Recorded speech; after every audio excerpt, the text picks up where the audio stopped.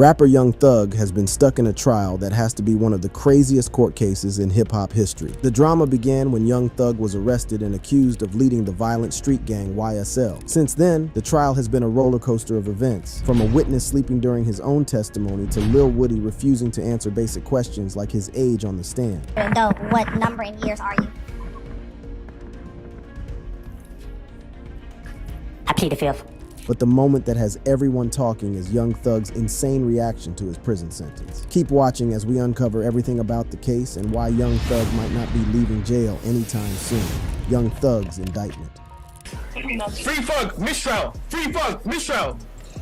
For the past 18 months, Young Thug has been caught up in one of the wildest court cases in hip-hop history. So what exactly led Young Thug to find himself in such a mess? Well, it all started with a jaw-dropping indictment. In May 2022, the rap world was rocked when Young Thug, born Jeffrey Williams, and 27 others were slammed with a massive 56-count indictment. This indictment, orchestrated by the Fulton County District Attorney Fonnie Willis, accused Young Thug and his associates of violating Georgia's Racketeer-Influenced and Corrupt Organizations Act, commonly known as the RICO Act. For those of you who don't know, the RICO Act was created in 1970 to fight organized crime. This law allows prosecutors to charge individuals or groups involved in ongoing criminal enterprises. It's not just for mobsters. RICO can be used against anyone participating in a pattern of criminal activity, like drug trafficking or murder. If convicted, penalties are severe, including huge fines and long prison sentences. The main goal is to dismantle entire criminal organizations by targeting their leaders and members, making it a powerful tool in the fight against crime. The Fulton County District Attorney alleges that Young Thug is not just a rapper, but the leader of a violent street gang known as Young Slime Life, or YSL. According to the indictment, YSL has a history of violent crimes, including murder, robbery, theft, carjackings, and assaults dating back several years. The prosecution also claims that Young Thug, often referred to as King Slime, was leading this criminal enterprise. However, for most of us, YSL means something entirely different. Founded by Young Thug in 2016, YSL stands for Young Stoner Life, a record label and music collective. Known for its unique style and influential sound, YSL has signed major artists like Gunna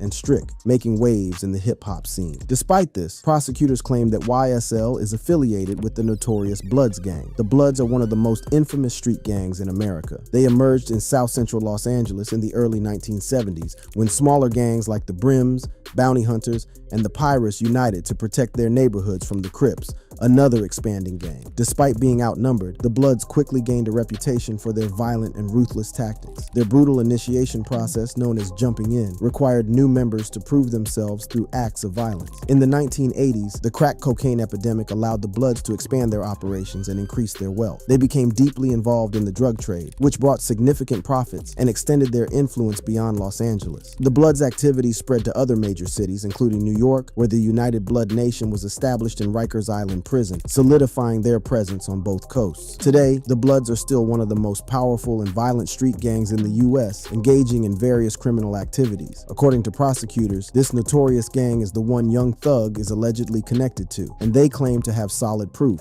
Apparently, for years, law enforcement had been closely monitoring YSL's activities. The indictment traces YSL's origins back to Cleveland Avenue in Southeast Atlanta. Young Thug, his parents, and his 10 siblings moved there after their first home, the Jonesboro South Housing Projects, was demolished. At that time, local police were already surveilling Cleveland Avenue due to a series of high-profile crimes linked to a growing gang problem in the city. It is speculated that this environment played a significant role in shaping Young Thug's early life. As the second youngest of 11 children, he grew up surrounded by siblings already involved in street life. By the time he was 8 or 9, he had started exhibiting aggressive behavior and getting into fights at school. His aggressive behavior led to a significant turning point when he was expelled in the 6th grade for breaking a teacher's arm. This violent incident resulted in him being sent to juvenile detention for 4 years, which is said to have further entrenched him in the world of crime. The investigation into YSL began to officially gain traction in the mid-2010s as law enforcement agencies started to piece together the gang's operations. In the YSL indictment, prosecutors revealed that they had tapped phone conversations to gather evidence against Young Thug and his associates. According to the indictment, one recorded conversation between Young Thug and a fellow YSL member discussed various criminal activities. Prosecutors used this as evidence of their gang involvement. During the call, Young Thug made statements like, "Sacrifices must be made, soldiers must fall for the battle to be won, and 58020 Street Life, KGDA God, 3-Shot Nasty New, and M1. Anybody not under one of these individuals in the state of GA must line up PSAP. There is no rolling from one to the other. Everything is as is if you are one. Sex, money, murder. Nothing added and nothing taken away, 2 guns." These remarks highlighted the gang's strict hierarchy and rules. A major turning point in their investigation came in January 2015.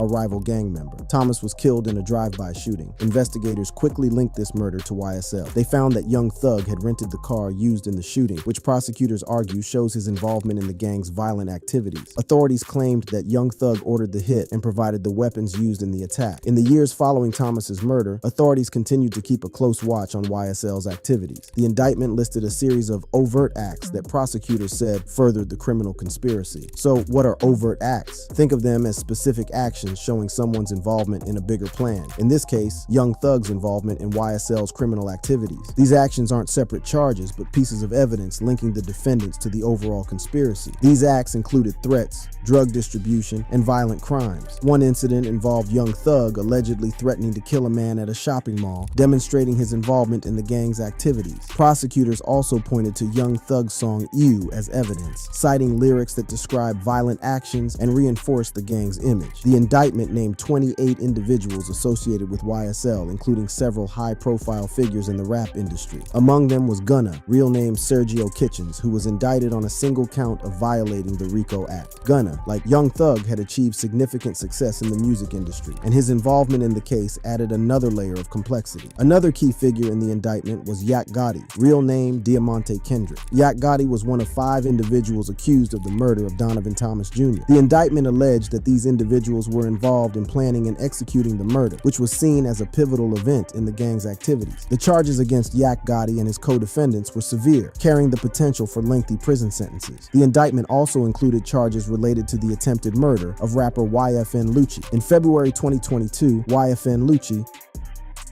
was attacked while incarcerated at Fulton County Jail. He was stabbed by fellow inmates, an incident that prosecutors allege was orchestrated by Young Thug. All of these led to the dramatic arrest of Young Thug on May 9, 2022. On that day, law enforcement officers stormed his Buckhead home in a high-stakes raid. The operation was intense, with multiple officers entering the property armed with warrants. Inside, they uncovered a trove of evidence, including various firearms and drugs. Among the seized items were nearly 1,300 grams of marijuana, and 6 guns, including a 9mm Glock with an illegal converter switch that turns it into a machine gun. The immediate aftermath was captured in a widely circulated video showing Young Thug being escorted out of his home in handcuffs, wearing a white tank top. Days after his arrest, Young Thug appeared in court, where his attorney, Brian Steele, argued for his release on bond. However, the judge denied the request, citing the severity of the charges and the potential risk of further criminal activity. Young Thug remained in custody as the trial began, and let me tell you, the trial has been the wildest thing ever.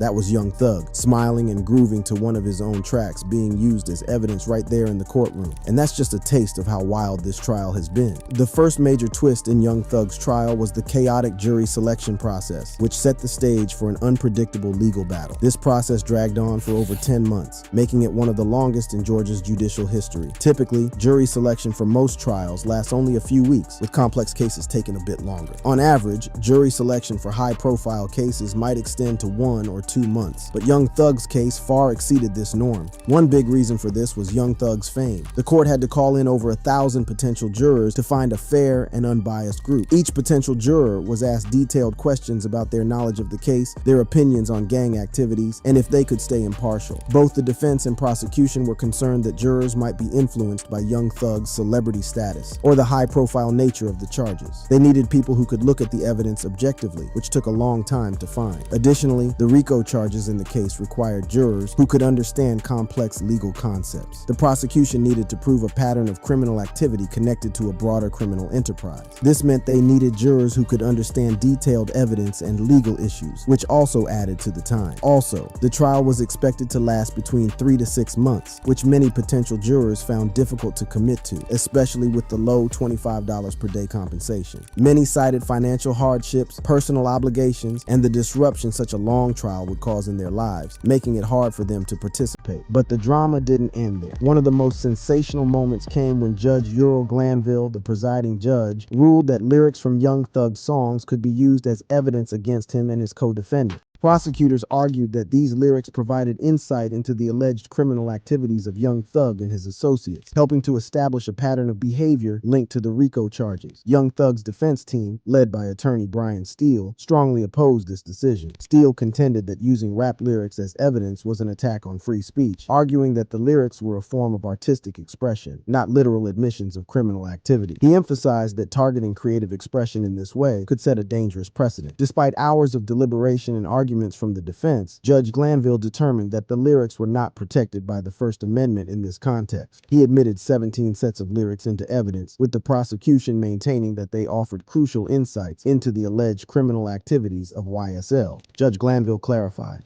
"They're not prosecuting your clients because of the songs they wrote. They're using the songs to prove other things your clients may have been involved in. I don't think it's an attack on free speech." This ruling sparked a big debate about the line between art and crime. Many people in the hip-hop community and beyond argued that using lyrics as evidence could set a dangerous precedent, potentially limiting artistic expression. This decision led to the launch of the Protect Black Art petition. The Protect Black Art petition, initiated by Kevin Liles, CEO of 300 Entertainment, aims to prevent prosecutors from using rap lyrics as evidence in court. The petition has garnered support from numerous prominent artists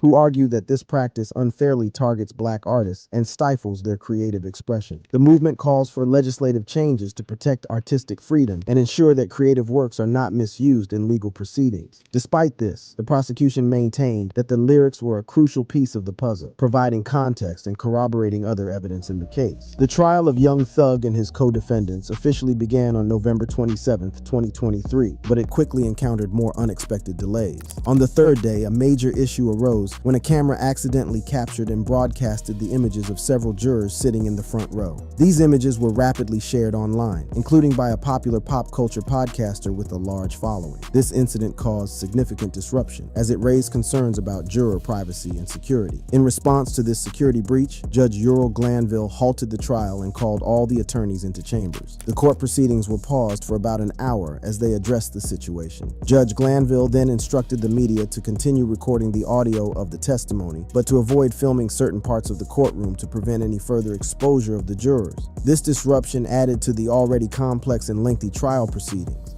But the delays didn't stop there. During the third week of the trial, another major setback occurred when one of the co-defendants, Shannon Stillwell, also known as SB, is one of the 6 co-defendants in the case. He faces 8 counts, including 2 murder charges and others related to racketeering, guns, and street gang participation. His fate is closely tied to the outcome of this trial, making the stakes even higher. The stabbing incident occurred on December 10, 2023, inside Fulton County Jail. A fight broke out between Stillwell and another inmate, Willie Brown. The fight quickly turned violent, resulting in Stillwell being stabbed multiple times. Willie Brown, who was arrested on July 22, 2020 by the East Point Police Department, was facing serious charges, including 2 counts of murder, 2 counts of felony murder, 1 count of aggravated assault, and 2 counts of first-degree cruelty to children. Brown and Stillwell being housed in the same area likely led to the violent encounter. Following the stabbing, Stillwell was rushed to the hospital and treated for the stab wounds. In response, Judge Glanville suspended witness testimony and dismissed the jurors for the day, citing a medical issue without revealing the true nature of the emergency. The court resumed in January, but another wild moment occurred. On the 16th day of the trial, someone watching the hearing on Zoom managed to interrupt the proceedings, demanding that the rapper be freed. The individual shouted, "Free Thug, mistrial," multiple times before the stream was cut off. Free Thug, mistrial. Free Thug, mistrial.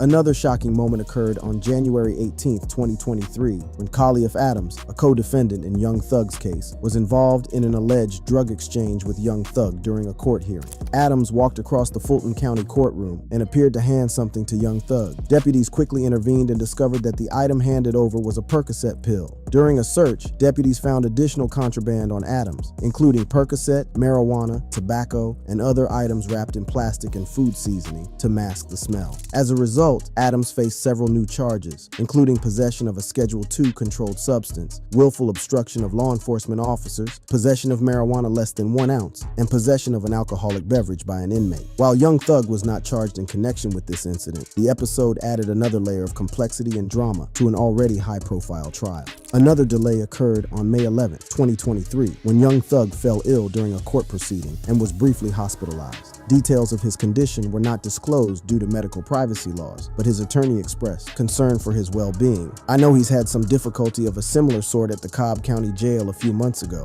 and so I'm obviously concerned about his well-being," Thug's attorney said to the judge. Young Thug's legal team had previously complained that the rapper was suffering from exhaustion in jail, with his attorney stating, "Mr. Williams is sleep-deprived, mandated to wake up on court days between 3 a.m. and 4 a.m. and not having more than 5 hours of sleep per night. You'd think nothing else could go wrong in the trial, but then another dramatic twist occurred. On February 16, 2024, Nicole Fagan, a lawyer involved in the Young Thug case, was arrested. Fagan was representing Tenquarius Mender, a former co-defendant whose case was separated from Young Thug's trial in 2023. The Atlanta Police Department confirmed that Fagan was arrested in Gwinnett County on charges of criminal solicitation to tamper with evidence and participating in gang activity. Fagan allegedly cold-called a suspect in a deadly double shooting that occurred on September 27, 2022 in Northwest Atlanta. Investigators said Fagan told the suspect that she learned in a preliminary hearing there were active warrants for his arrest. She's accused of advising the suspect, whom she did not represent, to dispose of his phone to avoid arrest. But the drama of the trial didn't end there. The following month, something wild happened when a witness admitted to being high during his testimony. The witness, Adrian Bean, was called to discuss Young Thug's alleged gang ties. During his testimony, Bean started to doze off. At one point, he suddenly asked for water and confessed to being high. Man, can I get a water or something? I'm so high right now, y'all. I'm about to go to sleep on y'all. Judge Glanville granted his request for water and allowed him to continue his testimony. This unexpected behavior added even more drama to the already chaotic trial. But the most chaotic moment came when Young Thug's own lawyer, Brian Steele, was sentenced to 20 days in jail. Yes, that actually happened. The drama around the lawyer's sentencing began when Kenneth Copeland, also known as Lil Woody, took the stand to testify. For those who don't know, Lil Woody is a rapper from Atlanta, Georgia. He grew up in a similar tough environment to Young Thug, facing the harsh realities of street life. It was in this challenging background that he is speculated to have met Young Thug. Their association deepened through their ties to the YSL Collective, where Lil Woody is alleged to be a member. In October 2021, Lil Woody was stopped for reckless driving. During the stop, police found a gun in the car, which belonged to his girlfriend. As a convicted felon, Lil Woody wasn't allowed to have a firearm, so he was arrested. Facing serious charges, he decided to cooperate with authorities to lessen his legal troubles. This cooperation included agreeing to testify against Young Thug and other members of the YSL Collective. The prosecution saw him as a key witness who could provide insider information about Young Thug's alleged criminal activities. However, when it was time to testify, Woody refused to answer questions, even though he had been granted immunity. On the stand on June 7th, Woody invoked his Fifth Amendment right against self-incrimination and refused to answer even basic questions like his age. How old are you? Grown? Okay, what does grown mean? I'm an adult. Okay. And when you say you're an adult, what number in years are you?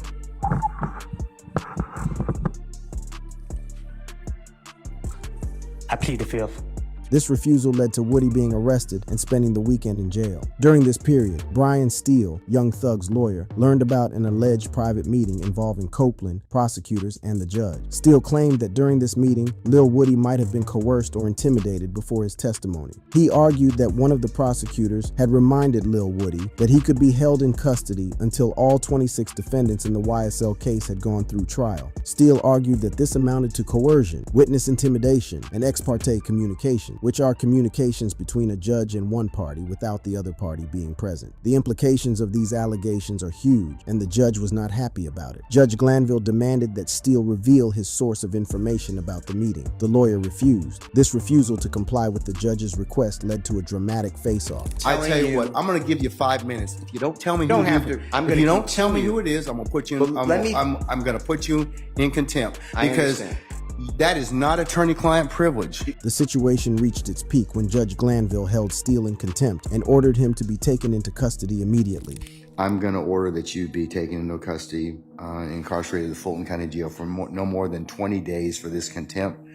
Those 20 days consisting of every weekend for the next 10 weekends. Steele's removal from the courtroom was a shocking moment, leaving many to question what this means for Young Thug's defense and the integrity of the trial. Also, drama and roller coaster of Young Thug's trial have only made the case more high profile, revealing even more legal issues and controversies surrounding his dealings. Other legal issues. In 2015, a significant legal issue involving Young Thug arose from an incident with Lil Wayne's tour bus. The bus driver, Alvin Lewis, filed a lawsuit against Young Thug, Birdman, and others, including Cash, Money Records, and Young Money Records. During the incident, a white Camaro pulled up alongside Lil Wayne's tour buses on I-285 in Cobb County, and shots were fired from the car. Although no one was injured, the bus driver, Alvin Lewis, claimed to have suffered significant emotional and psychological trauma from the attack. The incident's connection to Young Thug was further complicated by the involvement of Jimmy Winfrey, also known as Pee Wee Roscoe, who was sentenced to 10 years in prison for his role in the shooting. Phone records showed that Young Thug had contacted Winfrey multiple times shortly before the shooting, adding to the allegations against him despite being named as Winfrey's associates. Birdman and Young Thug were not formally charged. However, this case surfaced again in the indictment against Young Thug as part of the alleged gang activities he participated in. Aside from the 2015 legal issue, Young Thug faced another legal storm in 2017 when he failed to appear at a highly anticipated concert that left his fans disappointed. On that fateful night in January 2017, fans eagerly gathered at Solon Stadium, waiting for Young Thug's performance. As hours passed, it became clear that something was wrong. Young Thug was a no-show, leaving concertgoers frustrated and organizers scrambling. A lawsuit was soon filed against Young Thug for failing to appear. The plaintiffs claimed that a $55,000 contract had been signed, guaranteeing his performance. His absence not only left them financially strained, but also betrayed their trust. This wasn't the first time Young Thug had faced legal action for missing a concert. In April 2016, a Texas production company had filed a similar lawsuit after he failed to perform at another event. These repeated incidents raised questions about Young Thug's reliability as a performer and their impact on his fans and the music industry. In April 2017, Young Thug faced a particularly difficult time due to a series of legal troubles that brought him back into the limelight. These ranged from accusations of battery to serious drug and gun charges, revealing a pattern of living dangerously close to the edge of the law. The month began with an accusation of battery, where he was alleged to have slapped a woman outside a nightclub. This altercation reportedly started when the woman was arguing with Thug's fiancée, Jerrica Carley. The woman pressed charges, initiating a legal battle that would eventually see the charges drop due to insufficient evidence that same month. Young Thug faced another serious legal challenge. Police conducted a raid on his Sandy Springs, Georgia home, uncovering cocaine, marijuana, and several firearms. This led to charges of felony cocaine possession, felony marijuana possession, and 3 counts of felony gun possession, all carrying severe legal consequences, including potential prison time. Young Thug's legal team argued that the police had conducted the search without a proper warrant, rendering the evidence obtained during the raid inadmissible in court. This argument was a crucial part of Thug's defense strategy, aiming to invalidate the charges against him. In a dramatic turn of events, the district attorney decided to drop all charges except for felony marijuana possession. This decision was a significant victory for Thug and his legal team, as it meant that the most serious charges were no longer a threat. Currently, Young Thug is still on trial for RICO charges, but with the trial moving in different directions, who knows what will happen next. Perhaps the only way he can actually react to everything now is to groove to his music in court. Thank you for watching. If you enjoyed watching this video, click on one of the boxes playing on your screen to watch more similar content.